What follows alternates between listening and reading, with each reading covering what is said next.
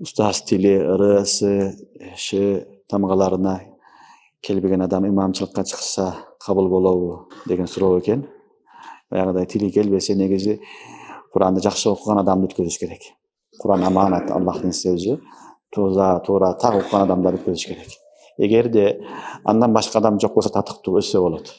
Андан башка татыктуу туура окуй турган адам болсо ошол өтүш керек. Башка адам жок, баары ошол сыяктуу жанынан төмөнүрөөк деңгээлде болсо, анда имамчылыкка өтсө жарай берет. Аял киши менен кишинин намазы менен эркек кишинин ортосундагы намаздын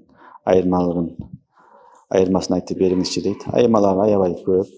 Отурганда, турганда, рүкүдө, саждада, бүт баарында болот. Себеби аялдарга жамаат келбейт алар, мешитке келбейт алар. Алар аввал убакытта окуйт. Аялдар азандан кийин окула берет. Биз мешитте күтөбүз. Аларга аввал убакытта окуган афзал. Аларга икамат да жок, аларга азан да жок, айтылбайт. Түшүнүңөрбү? Аябай көп аялдардын кол байлоосунда, рүкүсүндө, саждасында дагы айырмалары бар.